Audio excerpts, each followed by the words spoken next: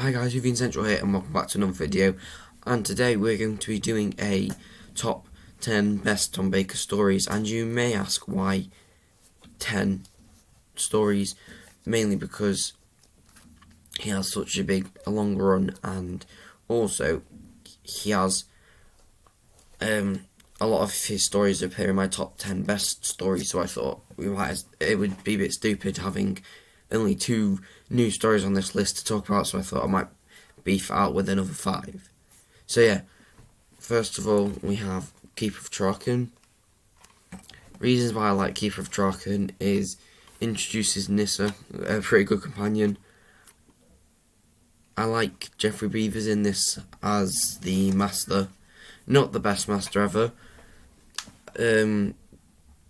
but he does a good job with what he's given, and I think I prefer him to Peter Pratt's master. As a story, I think Keeper of Traken's worse than Deadly Assassin, but I still think the master in this is better than it is in the Deadly Assassin. I like Anthony in this. I like the comparison or the contrast between him in this and then when he as Tramus until when he becomes the master later on in stuff like Legopolis and then Castrovalva and stuff like that. Yeah, so in 9th place I've gone with the Brain of Morbius. I think as a series 13 is probably Tom Baker's second best series. I think series 12 is his best series, but series 13 is definitely just behind. But as a series, I think this is probably the most overlooked one. And yeah, I think it's good. I think the Brain of Morbius is good, and it has lots of themes that are introduced in this, which seem to have kind of come back in the new series with Khan and Morbius. Obviously gets mentioned, and the Elixir of Life, which was in the Night of the Doctor and all that.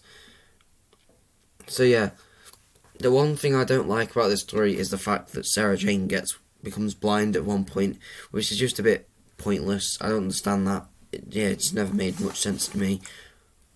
So yeah, that's the 9th. In 8th place we have the Tauren Experiments. I think this is probably my favourite Tauren story of the classic run. I think this edges out for me just above the Time Warrior for 2 reasons. First reason, I prefer the shorter run time.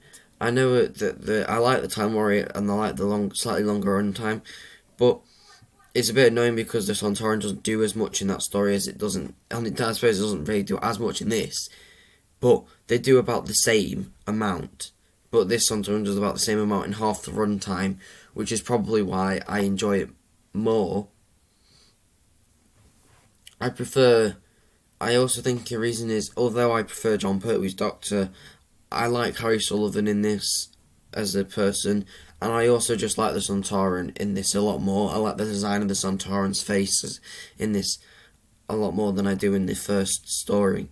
So yeah, I also enjoy the ending. I think the ending in this is a bit better than the ending of the Time Warrior, but I don't think that's just that might be a bit of an unpopular opinion. But yeah, that makes it in, for me at least, in 8th place. Then in 7th place, we're jumping from season 12 to season 18 with Legopolis. I think season 18 is probably, in my opinion, the second most underrated season after season 20. But it starts off pretty poor with the Leisure Hive, and then it gets a bit better with Meglos, and then there's the East Base Trilogy, but then Keeper of Traken and then Legopolis are 2 really good stories. I like this because, first of all, I think the premise is good, the ideas are good. I enjoy the fact that they introduced Tegan. While not my favourite companion, I can still enjoy her in these stories. I like Ainley as a master. I like Ainley as the master, and I think this is probably his best performance as the master, at least for a little while, because I think he works better with Tom, because they're both quite older intellectual people, whether I find that Angela Ainley kind of feels like that Peter Davison's Doctor's more of a child, and so he doesn't take him as seriously, which I don't like about it, but it's is what it is, I suppose. Now in 6th place, and it is on my top 10, but I think a lot of people might be a bit annoyed that it's edged out and it hasn't made it into the top 5, or because some people will probably put this at number 1, and that is the Pyramids of Mars. Pyramids of Mars is everything people say is exceptional story, great one-time villain, the Doctor's good in this, the mummies are really good in this, Sarah Jane's good in this. The only reason I don't like it is because when I watched it, I just had to stop after the second part and come back to it like a week later, and I don't know why that was. It was my own choice. It wasn't like I had to stop, but I just think there was something about it which was making me feel like, oh, I'll finish this later, and which is what I did. Which is why I think it was just, that's why I have to put it a bit higher, because although I think it's really good, the fact that I had to just stop made it for me go down a little bit. But I mean, obviously, if with rewatches that might change. So yeah, just take it with a grain of salt in it.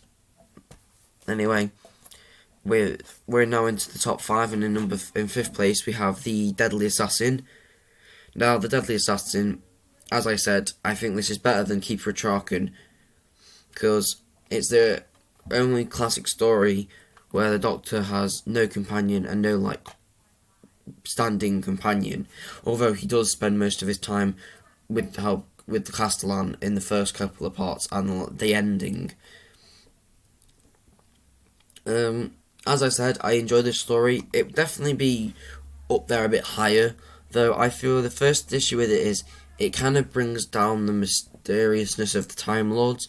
Like in the War Games and the Three Doctors, they feel like there's quite high power, but then in this story and then Invasion of Time, stuff like that, the Time Lords seem to become more or less of a presence, if you know what I mean, which I don't like.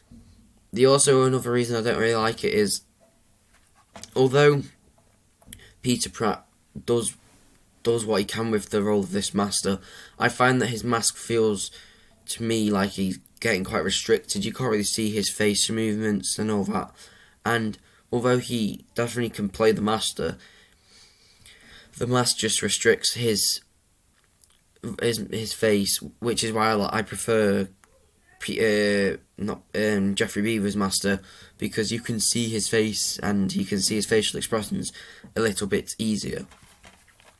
Now, in 4th place,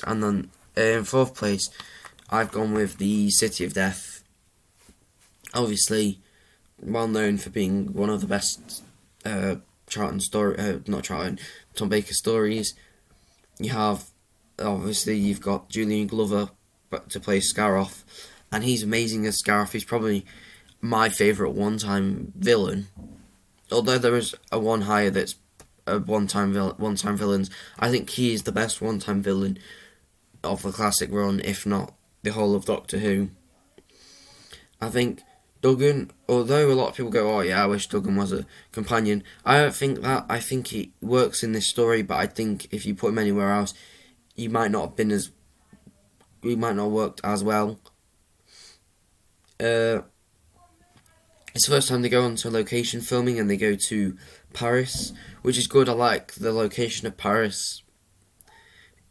I prefer this location filming to when they went to Spain in the Two Doctors, because I think it works better and it looks nicer. The whole plot is quite interesting as well. I enjoy the plot, but I mean, obviously, most things I'll say have already been said. So yeah, The City of Death is a really good story. If you haven't watched City of Death, you should probably go watch this or find it on and try and watch that. Then in 3rd place, and these are the 3 that appeared on my top 10 list, so I won't really bore you with them again, but 3rd place is The Sunmakers. I like the political commentary and stuff.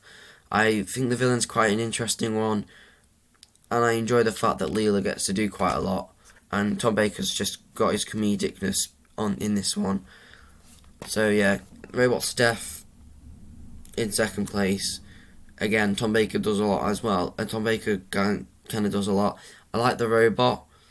I think if K9 wasn't going to come in, they should have made the robot as like the companion, and then maybe brought K9 in for Romana. But I don't know. It works. It's a great story. I think it's probably one of the most rewatchable stories. And I also like the fact that one of the costumes the woman wears in this is one of the like regeneration things Romana does in Destiny, which is quite funny. Then obviously in first place is Genesis of the Daleks. They don't need to say anything about Genesis of the Daleks. This is one of those stories. This is the stories I was kind of talking about with the mysteriousness of the Time Lords, where they just go, "Yeah, Doctor, you're going to go back to the Genesis of the Daleks. Go stop him." Leaves them to do it, and it's quite cool.